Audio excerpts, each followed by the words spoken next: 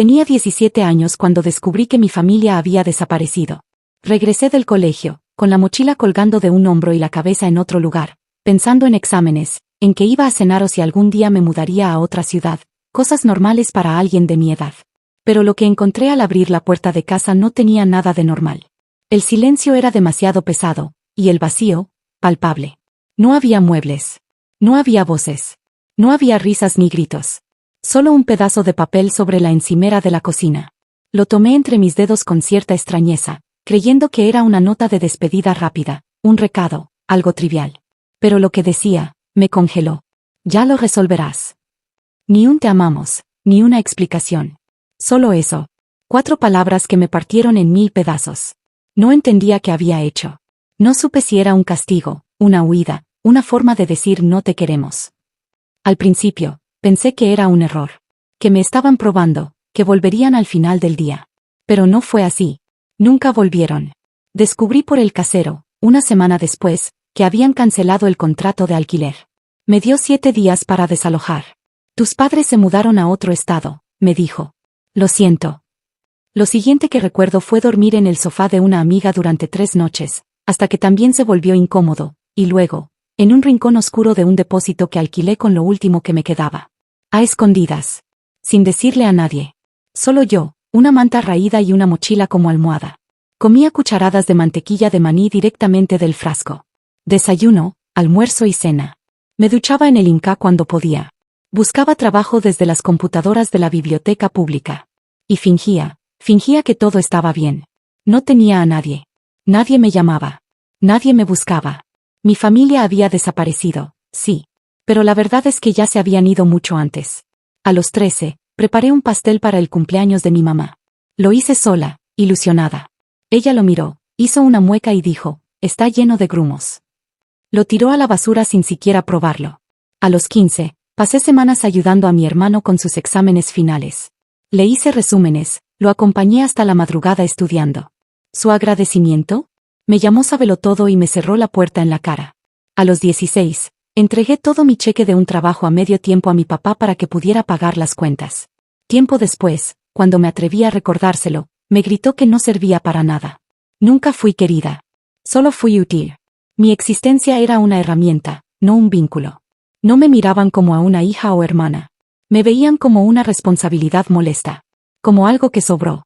Y un día, decidieron que eso que sobraba, podía quedarse atrás. Si te está gustando esta historia, dale like y suscríbete para no perderte las próximas.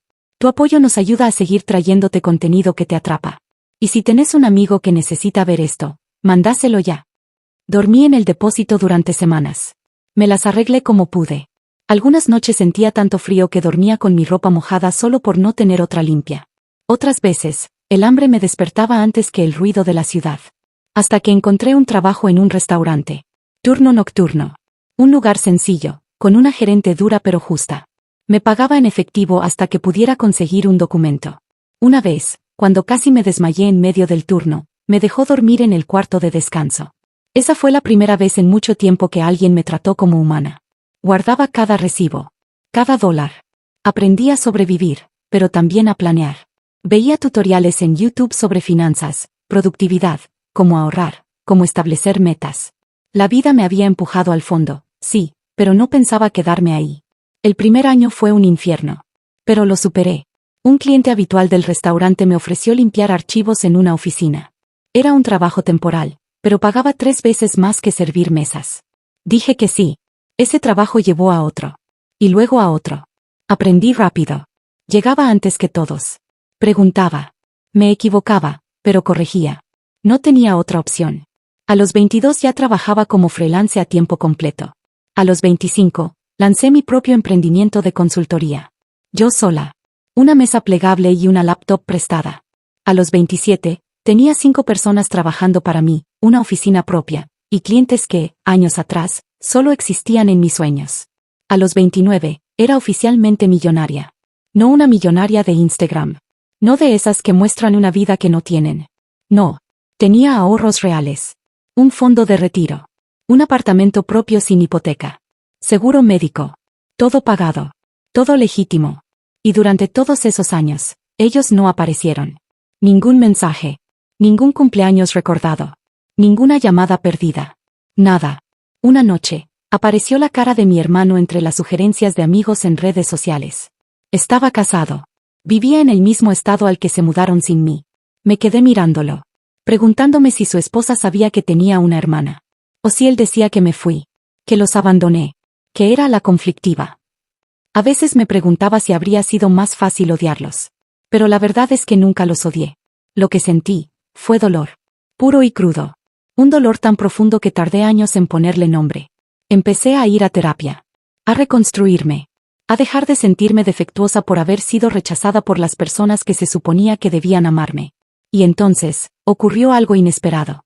Un podcast en el que conté mi historia sobre la separación familiar se volvió viral.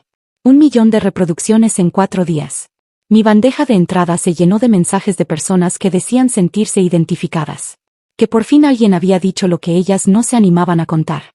Y en medio de todo eso, llegó un correo. Asunto, sigue siendo nuestra hija. Era de mi madre. Ni una disculpa. Solo un párrafo frío diciendo que había escuchado mi versión, y que tal vez podríamos hablar. Luego, otro mensaje. Esta vez, de mi hermano. Te extrañamos, ¿podemos arreglar esto? Me quedé viendo la pantalla. Cerré la laptop. No sabía si el proceso de sanar significaba mirar atrás, o simplemente seguir adelante. Guardé silencio durante días. No respondía a ninguno de los 2 mensajes. No porque no tuviera que decir, sino porque no sabía con certeza qué parte de mí estaba hablando cuando pensaba en responder. La herida. El orgullo. La esperanza. O todo junto. En mi siguiente sesión, se lo conté a mi terapeuta, Melissa. Me escuchó sin interrumpirme, como siempre hacía, y luego me dijo algo que se quedó resonando en mi mente. No tenés que decidir ahora. Date al menos una semana para sentir lo que sea que necesites sentir. Sin presionarte. Sin culpa. El tiempo es tuyo. Así que eso hice. Fui al gimnasio, cociné, trabajé, salí a cenar con amigos, intenté llenar mi vida de cosas que me recordaran que había salido adelante sin ellos. Pero, aún así, las palabras seguían ahí, persiguiéndome en cada rincón de la casa, colándose por las grietas de cada conversación trivial. Revisaba los correos una y otra vez. Leía sus palabras con la misma ansiedad con la que uno lee entre líneas buscando una trampa. El mensaje de mi madre era tan impersonal que parecía escrito por alguien que apenas me conocía. Como si estuviera extendiendo la mano a un excompañero de colegio, no a una hija. El de mi hermano era diferente. Más corto, más directo. Pero había algo en el que parecía auténtico. O al menos, eso quería creer. 10 días después, le respondía el primero. No dije mucho. Solo escribí. Han pasado 12 años. ¿Qué cambió? Presioné enviar antes de que pudiera arrepentirme. No tardó ni una hora en contestar. Me dijo que el podcast lo había hecho darse cuenta del daño que causaron. Que él tenía solo 15 años cuando me dejaron atrás, que no tuvo elección, que nunca estuvo de acuerdo. Que muchas veces había pensado en escribirme, que me buscó online más de una vez, pero nunca se atrevió a hablarme. Que ahora, al verme lograr tanto, sentía orgullo. Y remordimiento. Pero yo no podía dejar de preguntarme, ¿por qué ahora? ¿Por qué recién cuando el mundo conocía mi historia? ¿Por qué no antes, cuando dormía en una colchoneta bajo una lámpara rota, o comía con una cuchara de plástico desde un frasco? Así que se lo pregunté directamente.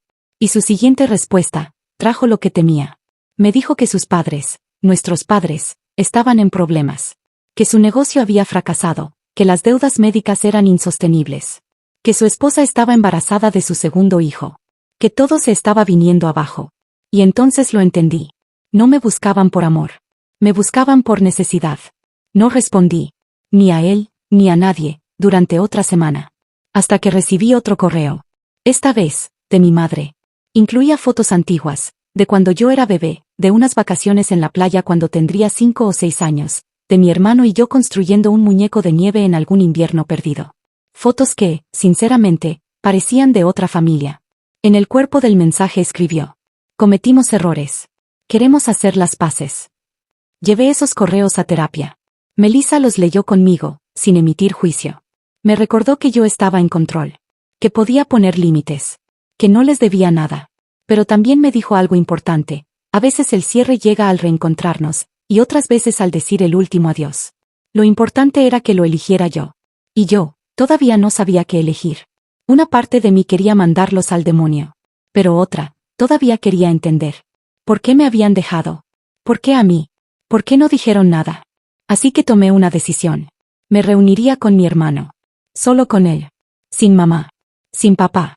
En un lugar público. Sin expectativas. Solo para escuchar. Nos encontramos en una cafetería en Chicago, a medio camino entre donde él vivía y donde yo estaba. Volé ese mismo día, me hospedé en un hotel, y pasé la mañana intentando calmar los temblores en mis manos. Pensé en cancelar 3 veces. Pero a las 2 de la tarde, entré en ese café. Y ahí estaba él. Michael. Más adulto. Más ancho de rostro. El cabello empezando a retroceder en la frente. Pero los ojos, eran los mismos. Nos sentamos. No nos abrazamos. Ni siquiera nos tocamos. Los primeros 20 minutos fueron un desastre. Hablar del clima, del vuelo, del tráfico. Nada de eso importaba. Pero era como si ninguno supiera cómo empezar. Hasta que finalmente, lo dijo. Emma, lo siento. De verdad lo siento. Su voz se quebró. Me miró como alguien que, por fin, entendía el daño causado. Tenía 15 años, dijo. No sabía que te iban a dejar. Cuando me di cuenta, ya era tarde. No tuve el valor para enfrentarlos. Me callé. Me escondí. Y lo siento todos los días. Lo escuché. Atenta. Sin interrumpirlo. Quería ver si era real o solo otra actuación. Y cuando terminó, le pregunté lo único que me importaba. ¿Por qué yo? Él bajó la mirada. Giró su taza de café en silencio. Y finalmente dijo. Porque eras la fuerte. La independiente. Siempre pensaron que estarías bien por tu cuenta. Que no necesitabas a nadie. Me reí. Una risa seca. Incrédula. ¿Eso pensaban? Dormí en un depósito, Michael. Comí mantequilla de maní por semanas. Me duchaba en un Inca. Me moría de frío por las noches. ¿Eso es lo que ellos consideraban estar bien? Su rostro se desarmó. No lo sabía, susurró. Me dijeron que tenías un plan. Que te ibas a quedar con la familia de una amiga. Que vos habías querido quedarte. Me lo creí. Mentiras. Todo había sido una red de mentiras tejidas para apaciguar su conciencia. Cuando terminamos de hablar, me mostró fotos de su hija. De su esposa. Me habló de su trabajo. Me preguntó por el mío. No me pidió dinero. Ni una sola vez. Y eso, me sorprendió. Al despedirnos, me abrazó. Yo no lo abracé de vuelta. Solo me quedé ahí, rígida, con los brazos colgando. Como alguien que todavía no sabe si puede confiar. Volví al hotel y me senté en la cama, mirando la pantalla del celular sin saber qué hacer. Llamé a Melissa. Le conté cada detalle de la conversación con Michael. Cómo se veía. Lo que dijo. Lo que no dijo. Ella escuchó en silencio, como siempre, y después me dio una observación que me cayó como un balde de agua fría. Está arrepentido, sí. Pero todavía se coloca en el rol de víctima. No en el de responsable. Y eso, Emma, importa. Tenía razón. Michael había sido un adolescente, no un niño. A los 15 años sabía usar un teléfono, enviar un correo, preguntar por mí, pero no lo hizo. No en una semana, ni en un mes, ni en 12 años. Esa noche, mientras trataba de dormir, sonó mi celular. Un número desconocido. Era mi madre. No le había dado mi número, así que supe de inmediato que lo había conseguido por Michael. Dudé un instante, y contesté. Su voz sonaba más frágil. Como si los años también la hubieran desgastado a ella. Empezó a hablar sin pausa. A llorar. A decirme cuánto me admiraba, cuánto había creído en mí. Que siempre supo que sería alguien especial. La dejé hablar. Cuando se quedó sin palabras, le hice la misma pregunta que le había hecho a Michael. ¿Por qué yo? Ella guardó silencio. Y luego, su respuesta, me hizo sentir náuseas. Estábamos endeudados.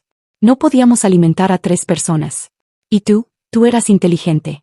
Creímos que te irías a servicios sociales, que te colocarían en otra familia. Pensamos que era lo mejor para vos. Colgué. No dije una sola palabra más. La bloqueé. Arrojé el teléfono al otro lado de la habitación. Y grité. Contra la almohada. Contra el universo. Contra esos años robados que nadie podía devolverme. La mañana siguiente, había otro correo. Esta vez, de mi padre. 12 años sin un hola.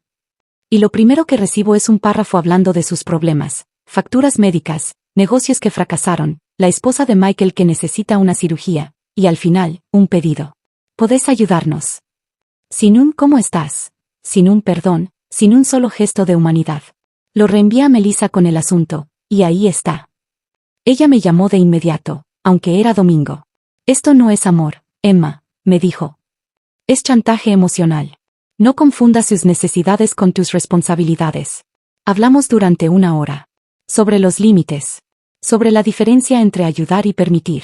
Sobre cómo el deseo de protegerse a uno mismo también es un acto de valentía. Al día siguiente, le escribí a Michael. Le dije que me alegraba haberlo visto. Que entendía que de chicos no teníamos el mismo poder. Que estaba dispuesta a intentar una relación con él y su familia, pero con límites claros. Sin dinero. Sin préstamos. Sin contacto con nuestros padres. Hasta que asumieran completa responsabilidad. Su respuesta fue inmediata. Y fue devastadora. Estoy muy decepcionado, Emma. Nuestros padres realmente necesitan ayuda. La familia debería apoyarse entre sí.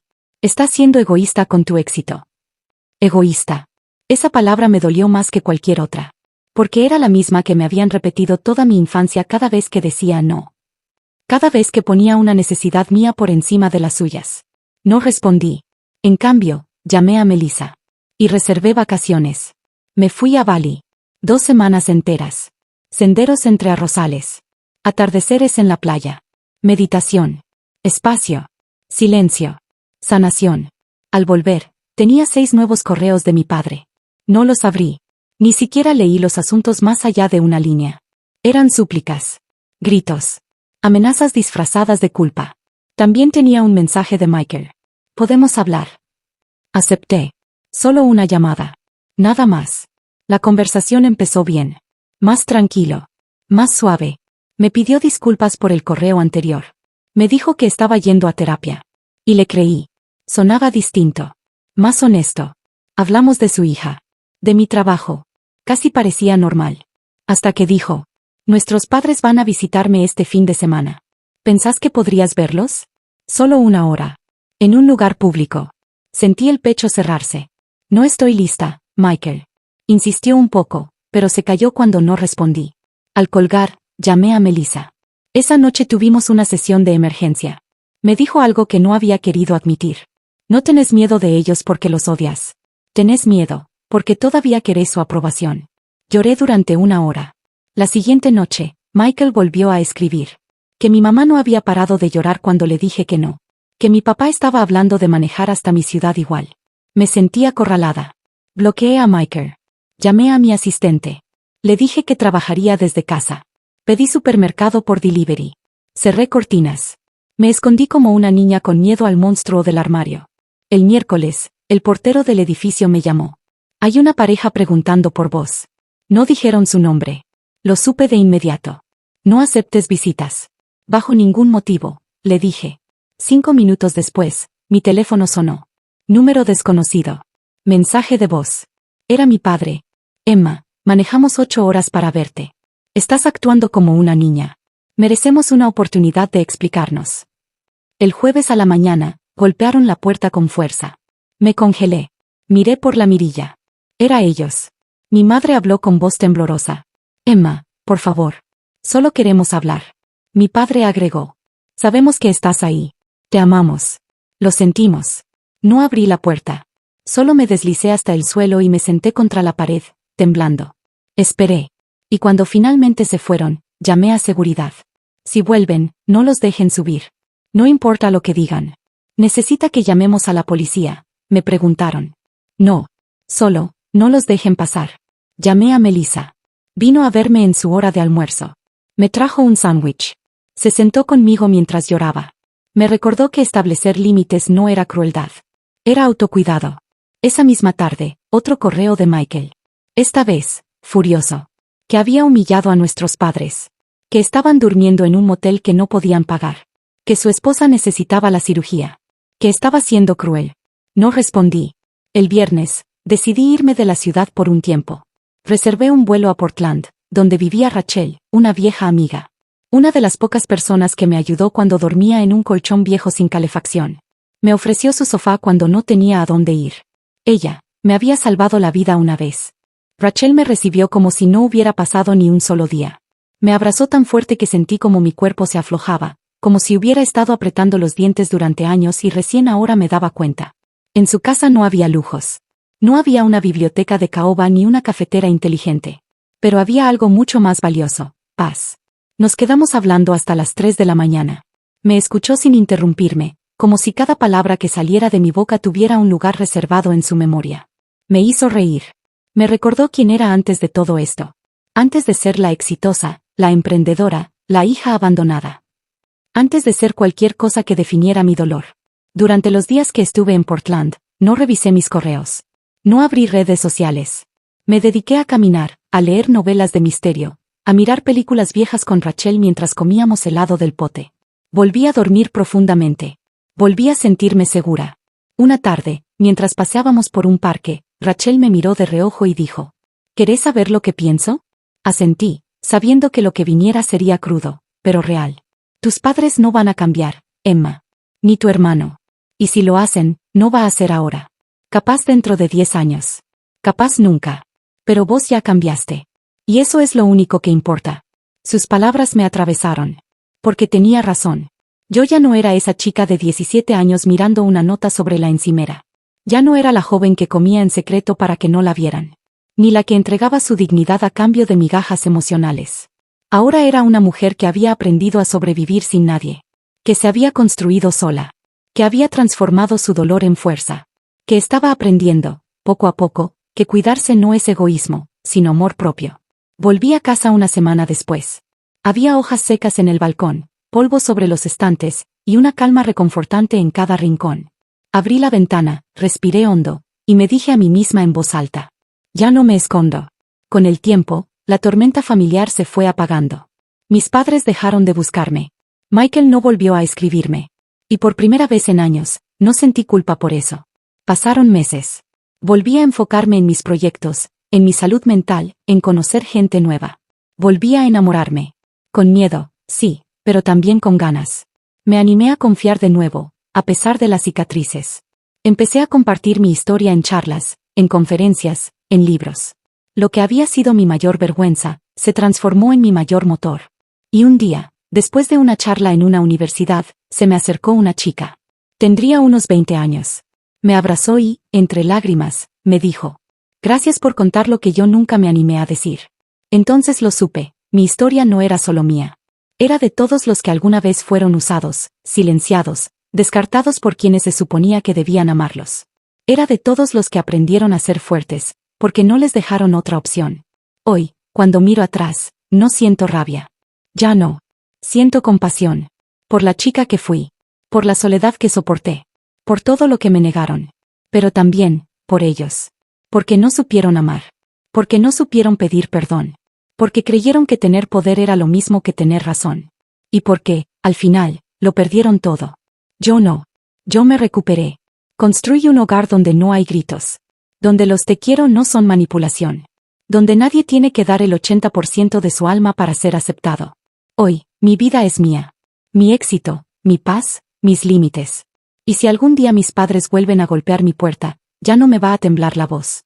Voy a mirarlos a los ojos y decirles, con la misma firmeza con la que me reconstruí: gracias por haberme dejado sola. Porque si no lo hacían, nunca habría aprendido a volar.